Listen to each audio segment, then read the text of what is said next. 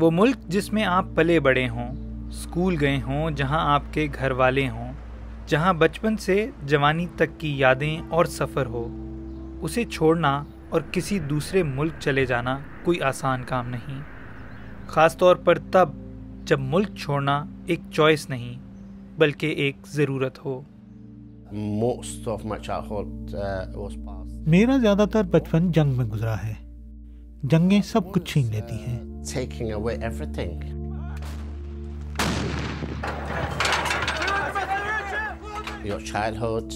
آپ کا بچپن، آپ کی تعلیم، آپ کا اسکول، آپ کی زندگی۔ اسرائیلی اپاچی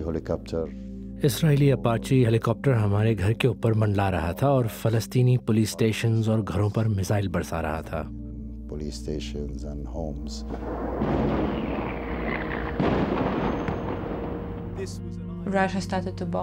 روس نے کیف پر بہت زیادہ بمباری شروع کر دی تھی۔ ہر رات جب میں سونے جاتی تھی تو سوچتی تھی کہ کیا میں صبح زندہ اٹھوں گی یا نہیں۔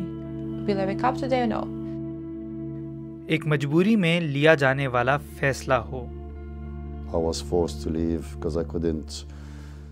مجھے مجبوراً ملک چھوڑنا پڑا کیونکہ میں اپنی 2 چھوٹی بیٹیوں کو تحفظ نہیں دے پا رہا تھا۔ وہ صرف 16 ماہ کی تھیں۔ جنگ سے پہلے میری زندگی بہت اچھی تھی۔ میرے پاس اپنا گھر تھا، اچھی روٹین تھی، چھوٹا سا جم، پسندیدہ کافی شاپ، دوست اور خاندان۔ میرے پاس مستقبل کا ایک پلان تھا اور اسٹیبلٹی تھی جو اب نہیں ہے۔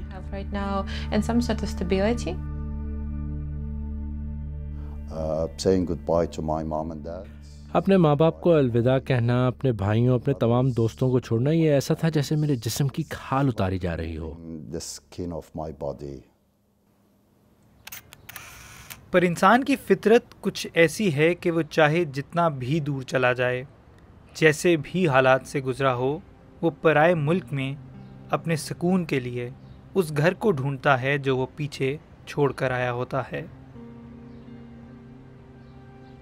کئی اسے دیواروں پر لٹکی تصاویر میں ڈھونڈتے ہیں تو کئی دوستوں یاروں میں، کئی اسے پہناؤ اور کپڑوں میں یاد رکھتے ہیں تو کئی اس پکوان میں جو وہ کھاتے، پکاتے، آپس میں بانٹتے بڑے ہوئے ہوں۔ میرے گھر والوں کے ساتھ میری ساری یادیں کھانے سے جڑی ہوئی ہیں۔ وہ محبت جو والدین، ہمسایوں اور پوری کمیونٹی سے ملی، وہ سب کھانے کے ذریعے ملی۔ میں نے 3 ایسے ہی لوگوں کے ساتھ وقت گزارا جنہوں نے جنگ کی وجہ سے اپنے آپ کو اور اپنے گھر والوں کو محفوظ رکھنے کے لیے گھر اور ملک چھوڑے اور برطانیہ چلے آئے۔ انہوں نے مجھے اپنے دسترخوانوں پر دعوت دی اور وہ ڈشز شیئر کیں جو انہیں اس پرائے ملک میں اپنے گھر کے قریب ہونے کا احساس دلاتی ہیں، اور یہ بتایا کہ وہ ڈشز ان کے لیے اہم کیوں ہیں۔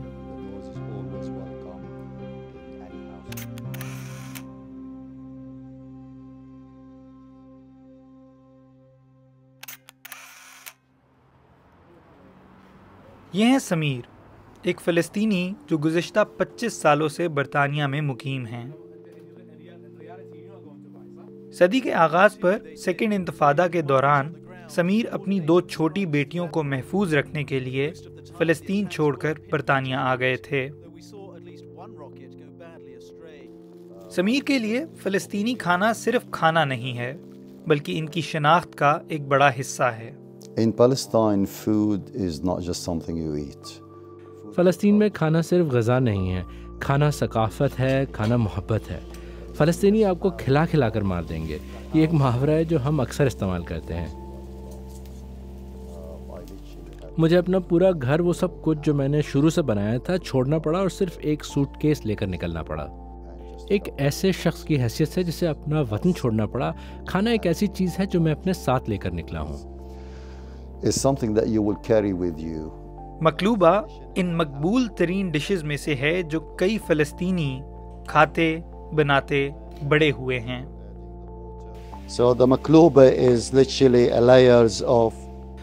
مقلوبہ دراصل سبزیوں کی تہوں پر مشتمل ہوتی ہے۔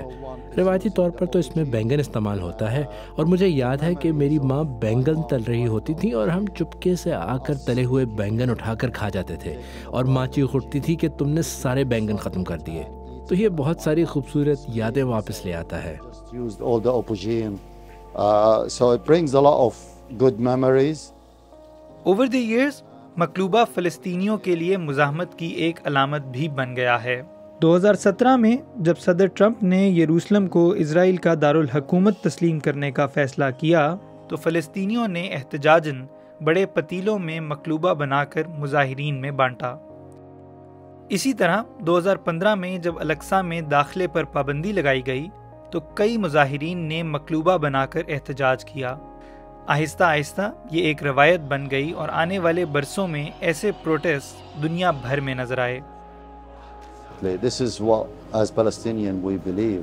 ہم فلسطینیوں کا ایمان ہے، آپ ہمیں قید کر سکتے ہیں، قتل کر سکتے ہیں، لیکن جب تک ایک بھی فلسطینی زندہ ہے ہم فلسطینی ہی رہیں گے۔ اس لیے آپ دنیا کے کسی بھی فلسطینی گھر میں چلے جائیں، آپ کو وہاں روایتی کھانے بنتے ہوئے نظر آئیں گے۔ You're gonna see them cooking the traditional food. پتیلا الٹنا ایک رسم ہے جو پہچان اور روایت کو محفوظ رکھنے کا ایک انداز ہے۔ Now we're gonna tip it upside down. That's what we. اور اب ہم اس برتن کو الٹا کریں گے، اسی لیے ہم اسے مقلوبہ کہتے ہیں۔ اگر آپ یہاں ہوتے تو آپ کو اس کی خوشبو آ رہی ہوتی۔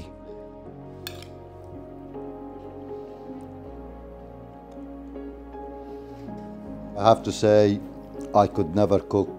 میں ویسا نہیں پکا سکتا جیسے میری ماں پکاتی ہے، ذائقہ ہمیشہ مختلف ہوتا ہے، اور ہمیشہ بہتر لگتا ہے جب میں اپنی ماں کے ساتھ بیٹھا ہوں اور وہ محلے، دوستوں اور خاندان کی کہانیاں سنا رہی ہوں۔ تو جی ہاں، کھانا ہی خاندان ہے۔ So yeah, food is family.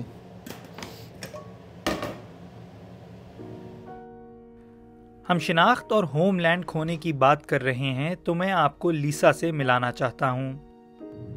2022 میں یوکرین پر روسی حملوں کے بعد یہ برطانیہ آ گئی تھیں۔ جب میں نے ان سے پوچھا کہ ایک یوکرینین ہونے کے ناطے ان کے لیے سب سے زیادہ معنی رکھنے والی ڈش کون سی ہے تو انہوں نے فوراً کہا بورشک ایک یوکرینین روایتی سوپ ہے۔ بورشک نہ صرف یوکرین کی نیشنل ڈش ہے بلکہ اس کی ایک تاریخ ہے۔ ماضی میں خوراک کی قلت اور مالی مشکلات کے وقتوں میں بورشک اس لیے بنایا جاتا تھا کہ گھر میں جو بھی سبزیاں دستیاب ہوں ان کو استعمال کر کے کھانا بنایا جا سکے۔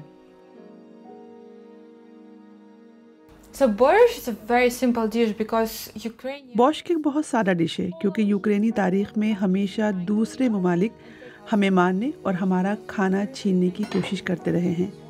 بورشک بالکل سادہ بنیادی چیزوں سے بنتا ہے جو کہیں بھی مل سکتی ہیں، جیسے بند گوبھی، آلو، گاجر، اور سردیوں میں بھی یہ محفوظ رہ سکتی ہے۔ بورشک میں ڈلنے والی کئی چیزیں آج بھی یوکرین میں کئی نانی دادیاں جنہیں بابوشکاز کہا جاتا ہے وہ اپنے باغات میں ہی اگاتی ہیں۔ یوکرین میں اکثر دادی اماں اپنے گھروں کے باہر سڑک پر بیٹھ کر وہ ناشپاتیاں، ٹماٹر وغیرہ بیچتی تھیں جو انہوں نے خود اگائے ہوئے ہوتے تھے اور جو ان کے استعمال سے زیادہ ہوتے تھے۔ یہ اتنا اچھا لگتا ہے، بہت ہی اچھا۔ بورشک کی ریسیپی ایک خاندانی ورثے کی طرح ہیں جو جنریشن سے جنریشن تک کا سفر کرتی ہے اور ہر جنریشن اس میں اپنا رنگ شامل کرتی ہے۔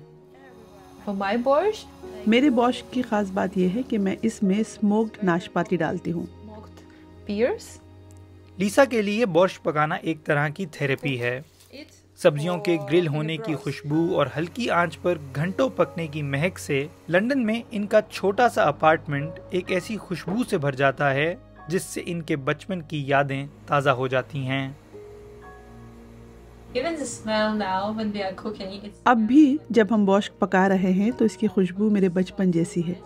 یہ خوشبو میرے لیے گھر کی طرح ہے۔ یہ خوشبو مجھے تحفظ دیتی ہے، سکون دیتی ہے، جیسے میں اپنے گھر واپس آ گئی ہوں۔ میں اس کی تصویر اپنی ماں کو بھیجنا چاہتی ہوں۔ آپ اسے لہسن، ڈل یعنی سویا اور مکھن میں انڈیلے اور مزے سے کھائیں۔ مجھے لگتا ہے یہ میری تاریخ ہے، میری روایت ہے، میرا ملک ہے، میرا خاندان ہے، میری سرزمین ہے۔ اس کا ذائقہ گھر کے جیسا ہے، اس کا ذائقہ یوکرین جیسا ہے۔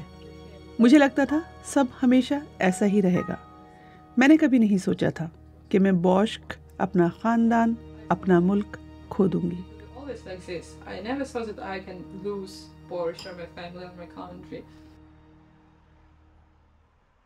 جیسے لیسا بورش پکا کر اپنے گھر کے قریب محسوس کرتی ہیں، ویسے ہی بہت سے افغان روایتی کھانوں اور ریسیپیز کو اپنی ثقافت اور پہچان نئی نسل تک منتقل کرنے کا ذریعہ سمجھتے ہیں، اس نسل تک جو کبھی افغانستان جا ہی نہیں سکی. When you're having your own traditional food, جب آپ کسی اور ملک میں اپنا روایتی کھانا بنا رہے ہوتے ہیں تو آپ کے بچے جنہوں نے کبھی اپنے والدین کا وطن نہیں دیکھا، وہ سوال کرتے ہیں کہ یہ کیسے بنتا ہے، آپ لوگ یہ کیوں پکا رہے ہیں، یہ کہاں سے آیا. تو یہ تمام کہانیاں آپ کی ثقافت کو واپس لاتی ہیں اور کئی یادیں بھی واپس لے آتی ہیں. and then also bring the memories. کابلی پلاؤ سے گل کی بہت یادیں جڑی ہیں. افغانستان میں اپنے گھر میں اس کا بننا جنگی حالات کے باوجود ایک خوشگوار وقت کی یاد دلاتا ہے. Smell of the kabli palau and immediately جب کابلی پلاؤ کی خوشبو آتی تھی تو فوراً اندازہ ہو جاتا تھا کہ کوئی مہمان آ رہا ہے. ہم خوش ہوتے تھے کہ شاید ہمارے کزن آ رہے ہیں. افغانستان نے تقریباً 40 سال سے زیادہ مسلسل جنگی حالات دیکھے ہیں، جس نے ایک آئیڈینٹی کرائسس کو جنم دیا ہے. بہت سے لوگوں کے ذہن میں افغانستان کی تصویر صرف ایک جنگ زدہ ملک کی ہے. میں گل سے ملنے ان کے لندن والے گھر گیا، جہاں ان کے ایک دوست ضیاء بھی گل سے ملنے آئے ہوئے تھے. یہ دونوں دوست کھانے کے ذریعے افغانستان کی تصویر کو بدلنا چاہتے ہیں، اسی لیے پچھلے کئی برس سے یہ افغان اسٹریٹ فوڈ کا ایک بزنس چلاتے ہیں جو پورا سال برطانیہ کے مختلف شہروں میں جا کر افغان اسٹریٹ فوڈ کو پروموٹ کرتا ہے. So one of the purposes that we had, we said let's have it. ہمارا ایک مقصد تھا کہ ہم افغان کھانوں کو برطانیہ بھر میں متعارف کروا کر اپنے ملک کی خدمت کریں. زیادہ تر گاہک جو ریگولر نہیں ہوتے کہتے ہیں کہ ہم نے پہلے کبھی افغان کھانا نہیں کھایا. ان کے ذہن میں صرف جنگ کا تصور آتا ہے. War, what's going on? میں بھی اپنے گھر، اپنے ملک سے دور یہاں برطانیہ میں رہتا ہوں. خود ایک امیگرینٹ ہونے کے ناطے جب میں نے دنیا کے مختلف حصوں سے آئے ان لوگوں کے ساتھ وقت گزارا، کھانے بانٹے، تو مجھے اپنی اس پریولیج کا احساس ہوا جو شاید میں کبھی نہیں دیکھ پاتا تھا. یہ احساس کہ میں جب چاہوں اپنے ملک واپس جا سکتا ہوں بغیر کسی خوف یا خطرے کے. لیکن ان کے لیے ایک روزمرہ کا پکوان پکانا ہی شاید گھر کو محسوس کرنے کا، گھر جانے کا طریقہ ہے.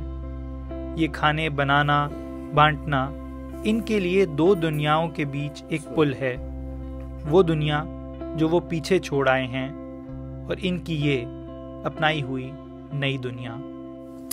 Come and join us. Yes. Thank you.